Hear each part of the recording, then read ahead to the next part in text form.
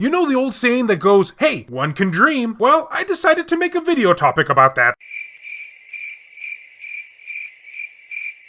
Greetings fellow Vita fans, this is James with PS Vita at 2 AM, coming at you once again with another exciting video. One where we all dream. And if you're new here and love everything PlayStation Vita, don't forget to subscribe and make sure to leave me your thoughts and opinions down in the comment section below. So here's a fun topic I happened to come up with during my oh-so-cold shower that I took after I watched certain content on the internet, and that is PS2 games I personally would have loved to have seen on the PS Vita. Now if you're like me, and I know you guys are, actually I take that back. Nobody should be like me. You probably have a long laundry list of PS2 games that you would absolutely love to play on the go with this handheld. So here are some of my personal picks, but what are yours? Make sure to leave me them down in the comments section. Okay, starting off with game number 1. And since this is the first game on my list, I guess I'm gonna have to go with my all-time favorite game on the PS2, that being Hunting Ground. Yeah, I ain't biased at all. Which was developed by Capcom. You know, the early 2000s Capcom, not the current one that only cares to make Resident Evil and Street Fighter games. This was the glory days of the company, back when they were creating new IPs all the time. Although this technically is more of a spiritual successor than an actual new franchise. Oh, and it's also survival horror, because you all know just how much I love to wet my pants with joy in Fright. And that's for the Clock Tower series. And staying true to that franchise, Hunting Ground is all about trying to escape your pursuers. It's pretty much all about hide and seek. If hide and seek was about death, you get very little in the way of offense, save for a dog named Huey, who is able to somewhat thwart off your pursuers, but not very well, or at the very least, not permanently. I'll just say this, let's hope PETA never finds out about these shenanigans, which some gamers might find annoying because as you're trying to solve puzzles, you will have these people pursuing after you, halting your progress in that aspect, but believe me, it's way less frequent than any of the other games in the Clock Tower series. In particular, the likes of Clock Tower 3, where they were constantly on your tail. It almost killed the franchise for me.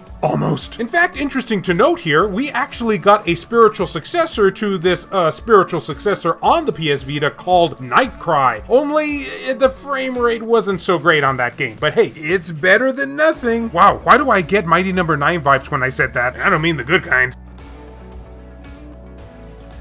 Okay, so here's a unique game on the PS2 that I don't think a lot of people were aware of, and I think it would have fit perfectly on the Vita, especially for one particular reason, which I'll get to in a moment. Gotta build anticipation here. This is Shadow of Destiny. So what exactly would a point-and-click adventure game be like if it wasn't point-and-click? Well, I guess it would be something like this. So in this game, you take on the role of some French dude, or I think maybe he might be German. I don't know, I'm not very good at figuring out fictional characters' races, who is walking down the street one day until he is unexpectedly killed. I guess most times when people are killed, it probably is unexpectedly. But instead of venturing to the great beyond like you would expect, he is instead greeted by this weird dude in black, or at least I think it's a dude, that says he will give him the opportunity to revert time and thus prevent his death at the cost of a certain price. He of course agrees to this, and now we have a game on our hands. So to sum it all up, this game is pretty much Groundhog's Day the game. You will keep having to revert back to the present time, all while gaining access to both the past and future of your city in order to get to the bottom of who was trying to kill you. And some of it is pretty ridiculous. For example, you have to go into the past and prevent some dude from planting a tree, thus the tree won't be there, so the person who killed you won't be able to be hiding behind said tree.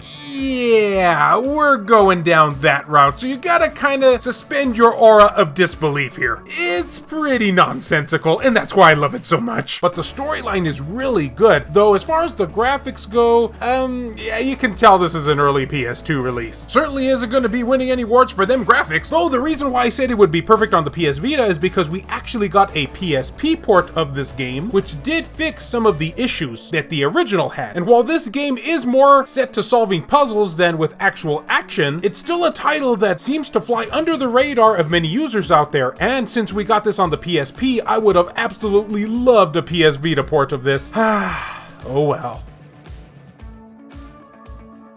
Continuing my streak of biasness here, the next game on the list goes to Xenosaga, yet one of my all-time favorite games on the PS2. I did mention I'm not being biased here, right? Yep, long back in the day, before there was Xenoblade, there was Xenosaga, and I guess Xenogears back on the PS1 if we're getting technical here. But today we're talking about Xenosaga, and particularly the first game, i.e. the only actual good entry in the franchise. Oh man, I better dial it back here, that's gonna cause some angry comments. Okay, the third entry in the series wasn't that bad, I guess. Now this series did get a trilogy back on the good old PS2, which again I really think would have fit absolutely marvelous on the PS Vita, as I feel that every single game in the history of video games should be on, just saying. But the reason why I'm picking the first entry in the game is because I personally feel it was the best. It's a turn-based JRPG that takes place in a more sci-fi theme, along with eerie music, creepy references about humanity, along with a decent amount of bloody scenes for the time. And with my violent nature, that's something that's right up my alley. Jam-packed together with an 8-hour-long story, and you have one heck of a JRPG on your hands here. In fact, the cutscenes are so long in this game that they actually give you the option to save your game during them. Now, originally there were 6 games planned for this series, but because the second game, which I'm just gonna say it right now, it was pretty terrible, and with all of the low sales that came because of its terribleness, it was dialed all the way back to only 3 games, which did make the stories in the later releases pretty underwhelming and very rushed. What, is this One Piece Wano now? But I will say, if you're looking for a very in-depth and thought-provoking JRPG and love the whole sci-fi aesthetic, this one would have certainly done us well on the PS Vita. Insert my stereotypical sigh here.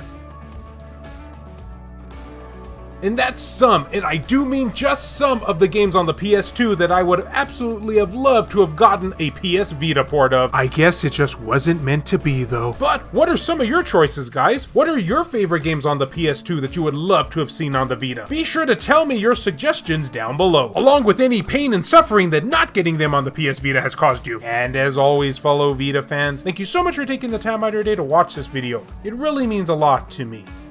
Love you all, and I'll see you next time.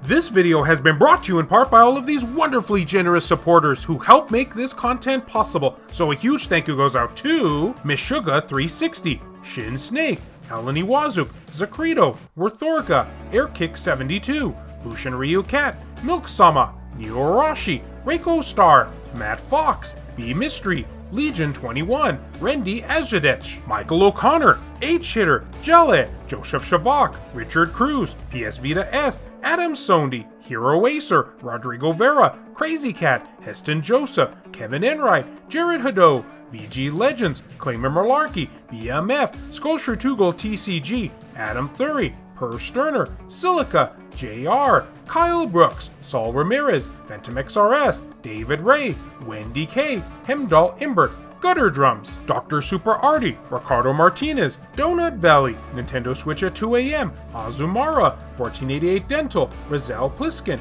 Buzz Saiyan, Matt Hargett, Mazgus, Tasha Monty, Eric DeWitt, Juan M. Hermosillo, Burzin Mystery, Kayonko, Hector Gonzalez, Jamie, PSP Guru, Starlight Mirror, Lacerated 87, No Good, Aridri, Franz Hartle, Sabin Fire, Zenkai Ranger, Chris Foxhound, and a huge thank you to Michael Marchand, Thomas Kremet, and Drox13 for the recent outside donations. If you would be interested in supporting the channel and gaining access to a number of perks, including having your name featured on the end credits of these videos, or if you wish to remain anonymous, that can be provided too, then make sure to check the links down in the description below. I have numerous ways for you to do this down there. Can't support in this manner? Don't worry about it. I also have some affiliate links from both Amazon and PlayAsia for anyone who is interested in purchasing something from them. Basically, the way it works is so long as you use one of those links to just access their website, then anything you purchase afterwards, a small commission will go to help support this content at no extra cost to you, the consumer. I also have channel merchandise available, and of course, as always, likes and shares can help equally as much. You know, I thought this video was gonna make me feel better, but in actuality, it seems like I'm even more bummed now that we never got any of these titles. Oh well, that's why root beer was invented.